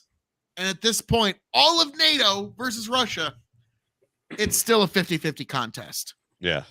No, Trey, I didn't say that you were saying that it was a surprise. I'm just saying that other people, anyone who thought, I'm just saying that anyone who thought, I'm not saying that you did. But no, I agree completely, Phil. I mean, yeah, you look at the history of NATO and the fact that they told Russia that they weren't gonna go past East Germany, or West Germany, and they just added like country after country. I think 14 more countries, including Poland, Romania, like a whole bunch into NATO. And yeah, I mean, you're threatening their doorstep. So this is not a surprise. Well, it's like the other day we had a guest, Chicanadar, who was on, and you were not really happy because he's talking about, well, this is completely unprovoked. Yeah, the Russians have been done this unprovoked, and Brendan's like, "Are you fucking kidding me?" And so I threw my computer out the window when I heard him say that. I'm like, "Oh my god, come on, man! What the fuck is this?" Just chug, Tony. Oh, smack, Justin. Our fucking hero. At least he's not making me take a shot of gin here. Wait, hang on. Okay, I'm just getting a notification on. Oh fuck! This is gonna suck. Okay, please don't, Buckin. Please don't. You can. Did I already drink? Chug? Did I already drink for Alesto? Because I'm just getting a notification on an email on buymeacoffee.com/TonyG that Alesto bought 3 coffees. He bought 3? Oh god, Ooh. I didn't. Nice. I don't. I hope I already drank for that. Oh god, this sucks. All right, who wanted me to drink? Justin. Fuck. All right. I thought the buy me a coffee thing was just so he could get the clips or something like that. Sure. I don't know. Whatever. I'll just do whatever. I have to go upstairs and get another beer here in a second. Here, pull me in.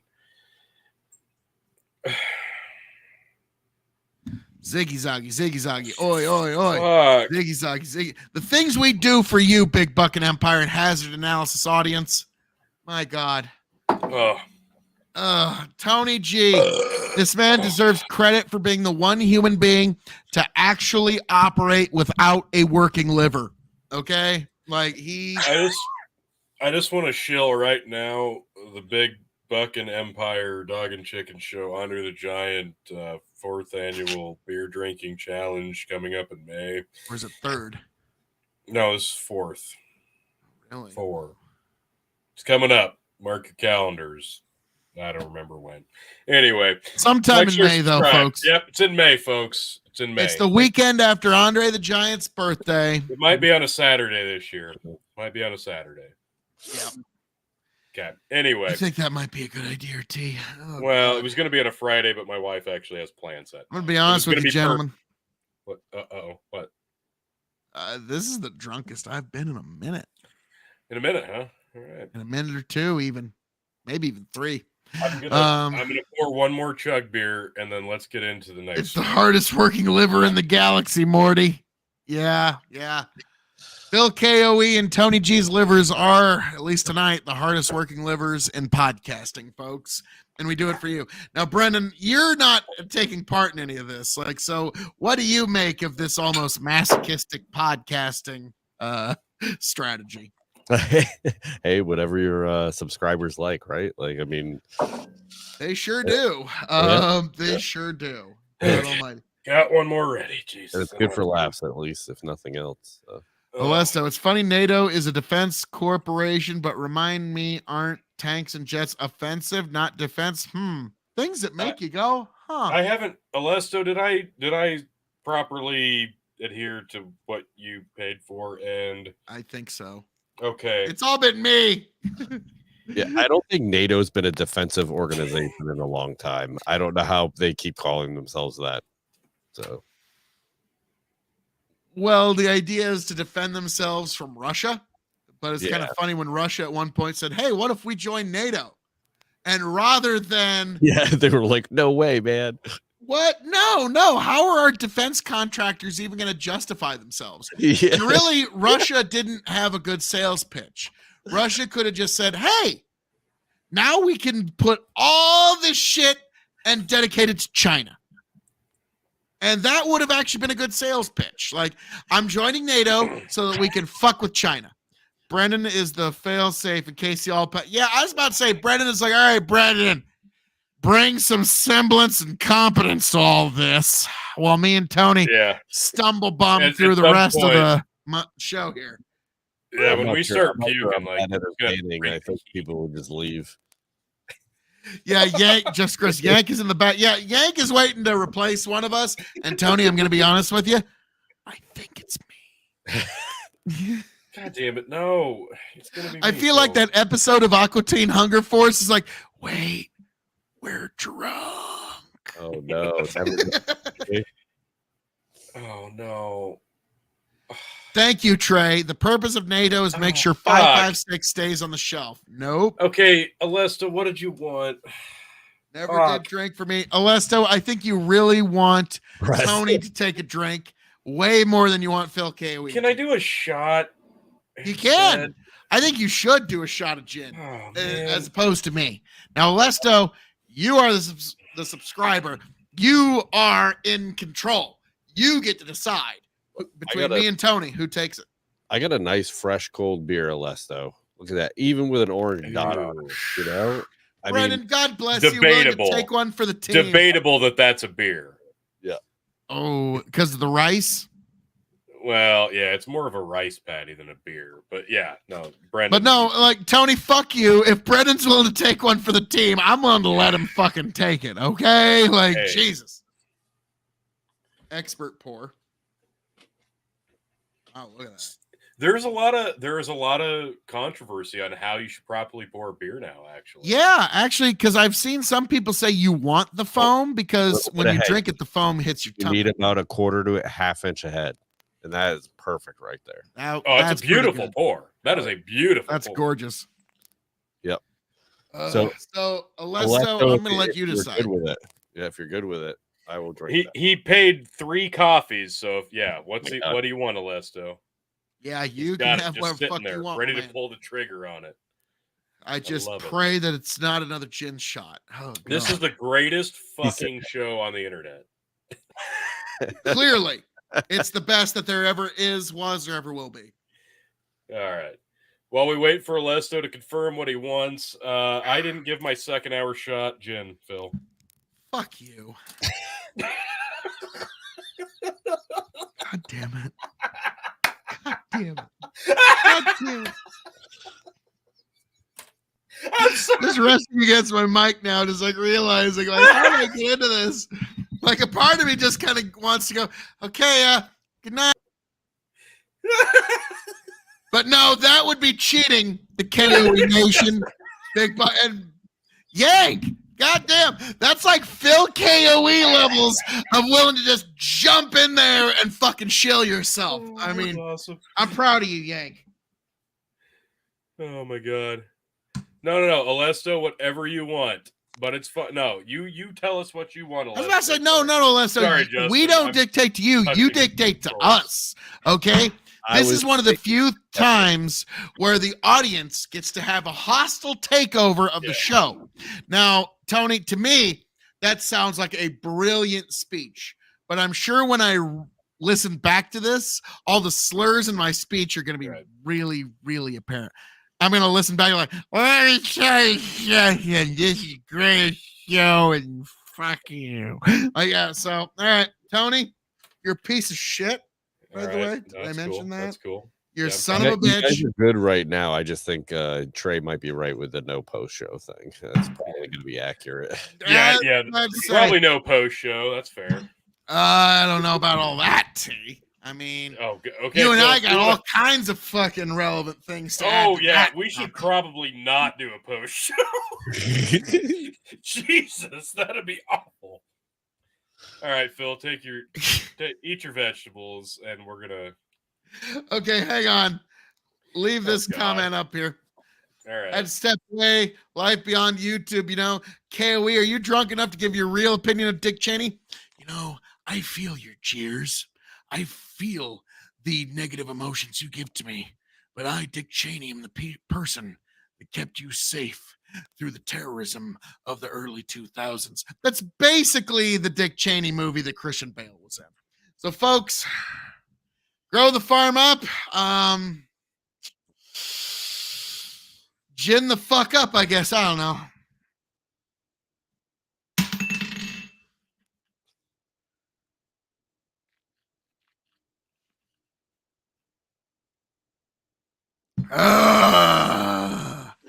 So, folks, let it never be said that us Nebraska boys can't hold our fucking liquor, because this was a half a bottle when this show started. So, fuck off.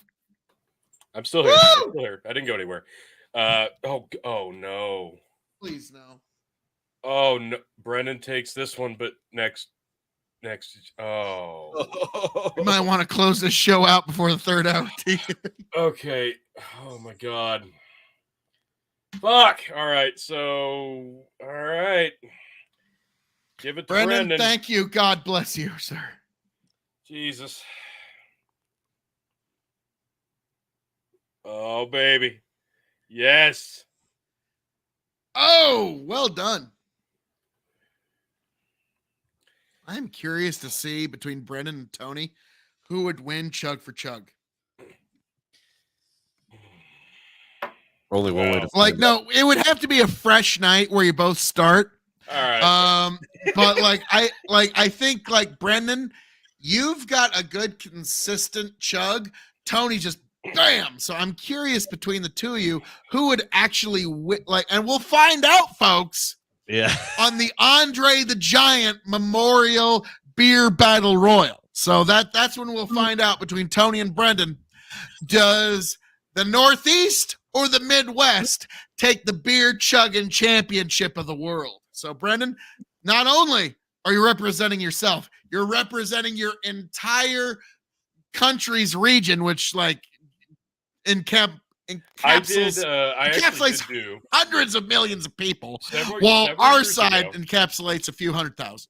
Several years ago, I actually went to Kansas City with my aunt and uncle, and my aunt's brother from Maine met us down there. He was in a band with Ingrid Michaelson at the time, and they actually ended up having to cancel the show. But he met us for dinner. He met us at a bar before that, and he's like, "Oh, I'm a pretty fast chugger." And I'm like, "Oh, well, you just said the magic words. Even though I've been sitting here drinking for 3 hours, and you just showed up, I'll take you on." And it was razor thin, but I still managed to beat him. So I'm just saying. I have trounced the Northeast once before. And I'm not afraid to do it again. You have some cred. Oh, I got some the cred. fucking challenge has been thrown down, Brendan. So we will see you at the Andre the Giant Memorial Beer Battle Royal. Does Tony get to use his devices? I mean, listen, I don't know what double-ended dildos have to do with this, but you know, whatever gets you to open the throat. That's all I'm Opens the throat, apparently. Tony's the expert Tyler. here. Tyler says he'd beat me. Like, we already proved that that's not a thing, Tyler. Like, we did this at the cabin, and I beat you. So actually, yeah, I did drop that on my TikTok, which you can check that out at KOE Nation on TikTok. It was where close. Tony and Tyler have a beer chug challenge. Close. Wait, when did you get a TikTok? I have a TikTok now. Tony talked me into it. Had one for a while. He just doesn't chill it enough. No, but I always say KOE Nation on YouTube, TikTok, and Twitch. So yes, check me out, KOE Nation on TikTok. Usually, if nothing else, I drop a poem of the week every week. But also when Tony and Tyler had a chug challenge, Tony won. As much as I'd say, it was close. Tyler, it was close. You know, good rapscallion little bitch. What you got? Fuck you. You're responsible for at least 3 of these fucking gin shots. So no, you fucking get this. Fuck you. God. Yeah. All right. So Alesto, he said Brennan takes this one, but the next is you two. I'm assuming is me. I'm assuming that's both of you guys. Yeah. Oh fuck. All right. Well. All right. I tried to take one off you guys. No. Hey. You are now I gotta go get more beer. You are a prince and a scholar, so you're a man. You are the man. I heart you. Yeah. Oh my god! All right, I'm gonna do this. All right, let's see. I'm trying to keep up with Phil and the Irish theme. My kiddo's like, we're supposed to go shopping tomorrow. I don't want you to be hungover, so try and cut yourself off. Like, well, good luck. It's up to the audience, not me. All right. I'm gonna give you some lyrics from Reckless Kelly, 7 Nights in Ire. The first pub we could stagger to was 12 steps from the plane, a virgin flight to Shannon Town the day it didn't rain. The laughing eyes of Ireland, sparkling blue and green, with hair as black as Guinness stout and barely 17. We're back out on the cobblestones, whiskey drunk and high again. Liquored up and gearing up for 7 nights in Ireland.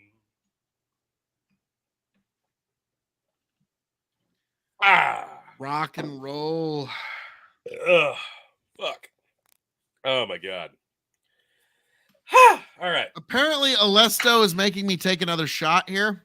He did like 3 coffees, so that's actually that was my round 2 goes to Phil. Well, that and he's a Facebook subscriber. So so his round 2 goes to Phil before. Yep, that's right. So that checks out.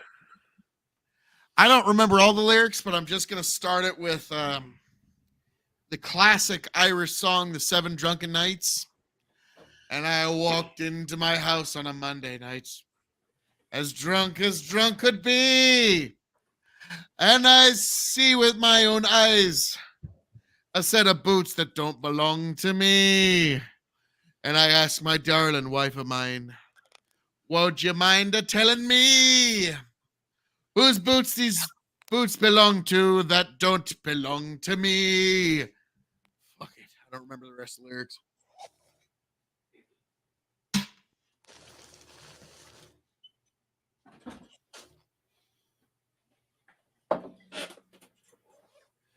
Oh, how you doing there, buddy? I am gonna make it, T. I am gonna make it to the end of this 2nd hour, but I don't know if we should go into a 3rd. All right, well, that's fair. So, producer Yank says it's almost hour 3. Let's wrap it up or keep going to the next story. Yeah, we're gonna go to the next story right now. One more story, Yank. We got one more in us. So, let's do it. April O'Neil is white, not black Teenage Mutant Ninja Turtles. Now, I'm going to be honest with you. With this particular story, my first thought was like 3-way, expectation versus reality. This would be the reality pick. April O'Neil back in the 90s, and April O'Neil now. This would be the reality pick. The expectation pick would be two beautiful women. The reality pick would be this one right here. Okay? And to me, I'd say would. Either one. Well, oh my God. No, that's fair. I get it. I mean, sorry. But it's true. God damn it. All right. So this is sorry. What fucking website was this? Cosmic Book News. TMNT. April O'Neil is white, not black. Now, I want to preface this with the reason that this jumps out to me. They've remade Teenage Mutant Ninja Turtles a bunch of times. They did the crappy CGI. Then they did another really crappy CGI. Now they're doing another crappy CGI. So now, on the heels of that HBO crap series Velma, that's an offshoot of Scooby-Doo with no Scooby-Doo and recasting a bunch of characters as black people because they have to be. I don't care. Let me preface this. I know a lot of society gets butthurt when Disney recasts certain Disney princesses or characters of classic films in the remakes with African Americans. I don't give a fuck about that. I don't care. If you want to recast somebody, it doesn't matter, because here's the thing. It's still a person. It's still a human being. You're not recasting as a fucking elephant or a giraffe or a unicorn or a dragon. It doesn't matter. It's still a person. It doesn't matter what color they are. It's a new telling of the story. It's a new vision. The problem that people have is the fact that it feels forced. They feel like it's out of spite or it's out of necessity to appease to a woke culture. And that's the problem people have. It's not an inherently racist thing to go, why are you doing this? Because you feel like you have to. You don't have to. But when they do it to the point where it feels forced, that's when people start taking issue with it. Like, it feels weird. And that was the big issue with the Velma show. They took what was a classic children's show and they reimagined it with some different characters, no Scooby-Doo, focused on a different character, made her black instead of white. Not just that. I think they did that intentionally as a giant joke in the writer's room, to be honest. It wasn't even the race switch, though, because with the Velma show, it's also the woke narrative that goes along with it. Had it just been a race switch, I don't think people would have given a fuck as much. Trey Powell says, Phil, didn't you say in message that you were down for a three-way? Yes, yes, and so would all of you, goddammit. Now, Tony, when you're talking about race switches of characters, it really depends on the character, because like I've talked about this many times, there's 3 different stages of how you can develop a character. There's one-dimensional characters of Billy Good and Johnny Bad. Okay, like they're just one-dimensional characters. One's good, one's bad. There's 2-dimensional characters that Stan Lee kind of developed, which are like he's got a superpower, but he's got a bad leg. Or he's a villain, but he can't get a girlfriend. And those are 2-dimensional characters. And then we've got 3-dimensional characters. And the best example of that is Batman.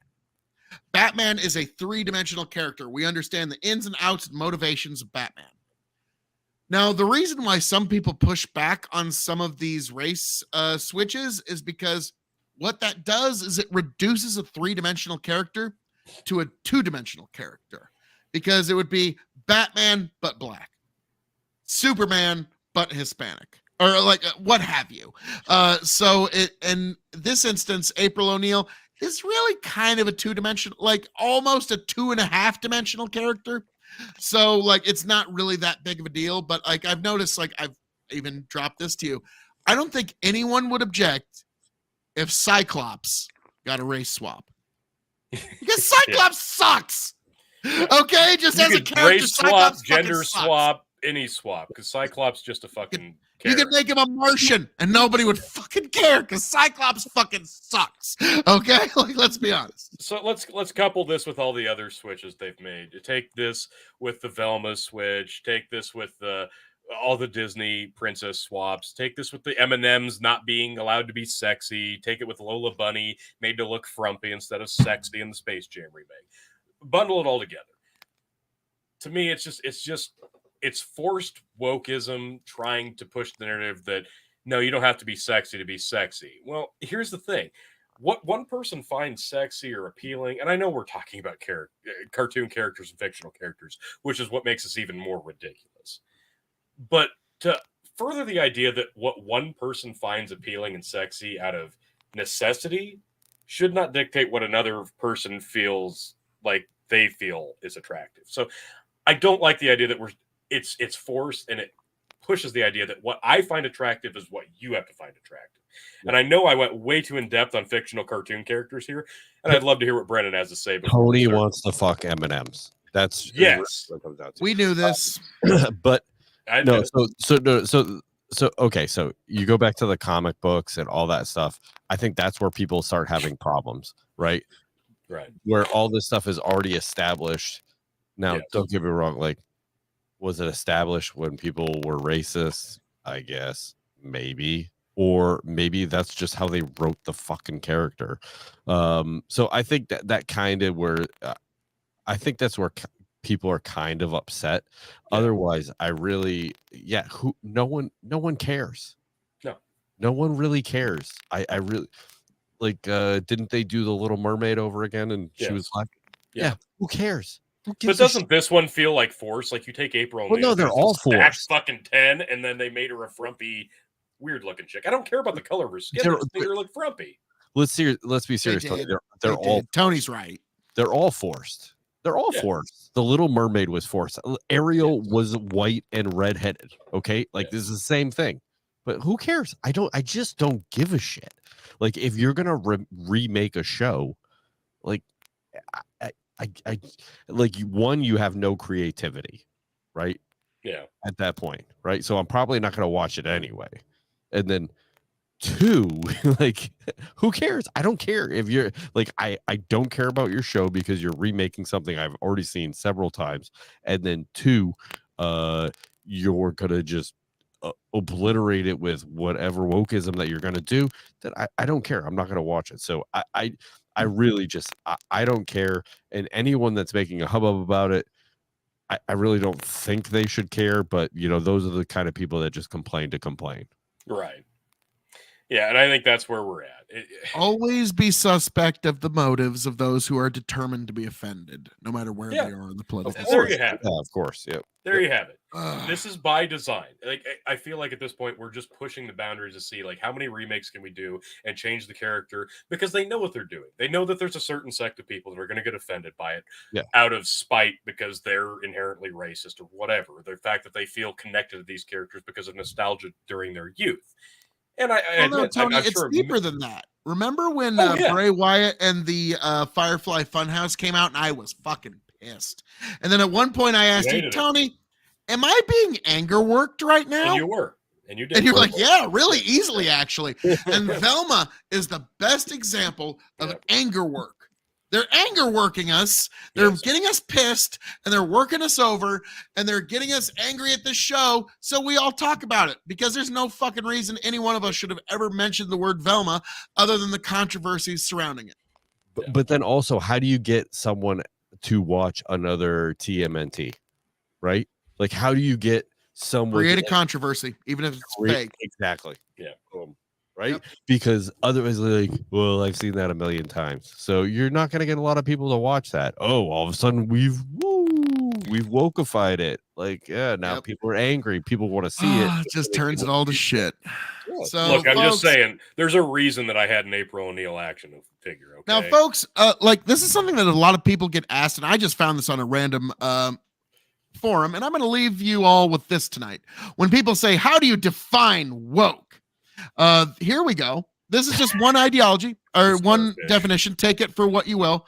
Woke is the ideology of insincere fabrication of victims and victimhood through manufactured oppression-discrimination for the ultimate purpose of acquiring power through such victimhood and attaining undeserved social standing through Fox outrage and virtue signaling. So that is one way to look at it, folks. And folks, before we get into the next hour and I have to drink more gin, as I'm known to say around here, all that being said, thank you for joining us here at Big Bucking Empire, episode 179, Saucy Eggs. Folks, I hope you join me and Tony G next week for Big Bucking Empire and Hazard Analysis. Folks, when we come together for a co-broadcast of epic proportions, far greater than WCW Monday Nitro and WWE Monday Night Raw, this will be the most historical co-broadcast you've ever seen, the greatest simulcast you've ever seen, folks. Thank you for being here.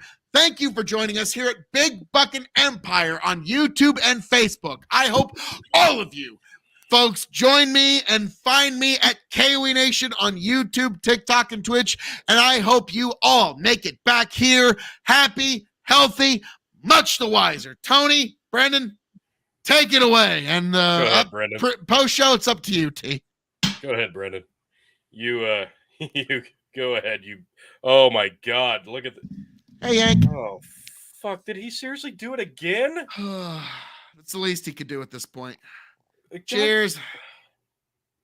Happy St. Patty's, folks. Oh my God, I'm just. Find me on Dad's Worldwide. Yes, find Brennan at Dad's Worldwide. It's the greatest fucking podcast ever. I listen to it and touch myself on my nipples. His silky smooth voice, it is very appealing. Follow the KOE Nation, because all of the KOE Nation, the Audacity of Freedom, and obviously Hazard Analysis. Follow this motherfucker, Yank, our producer. He's great. I love this guy. He's done an amazing job, and he's trying to keep us out of the hour 3, and we're going to do it just barely. Look, folks, I'm stalling at this point. I'm going to chug this one more beer, and we're going to hit the end button. I don't know. If you want to hit a fucking post show, we can do one for a little bit. It'll be on the Linktree/Big Buck, and that'll be where the link is. There it is. If you can't hit the Linktree/Big Buck and link, there is the actual physical link. Folks, next week, it will not be the Dog and Chicken Show episode 180. It will be Hazard Analysis episode number 1. Go to this YouTube channel right here. Please, I beg of you, go subscribe to this or subscribe to the Big Bucking Empire on Facebook to watch this show next week, Friday, probably 8:30 Central Standard Time. This will be the show. This is the channel on YouTube. If you are a YouTube watcher, this is where you will have to be to see the show. Hazard Analysis. It's at Hazard_Analysis on YouTube. Go there, subscribe, please. I beg of you. It's going to be a fun time. Me and Phil launching this show. Thank you all for joining us. Happy St. Patrick's Day. I appreciate everybody for watching and not going to the bar. Or maybe they put us on in the bar. I don't really give a shit. I'll give you one more chug, and then we're going to get the fuck out of here. So we will see you in the post show, or we will see you at Hazard Analysis next week for episode number 1, folks. I'll give you an Irish jig while you do it. She's a woman, a good washer woman, a woman, a good washer woman, a good washer woman who dances. Just smooths itself out. Tell you what I'll do. If I ever get back, I promise to refabricate you, raging rivers of gold. That's what the bro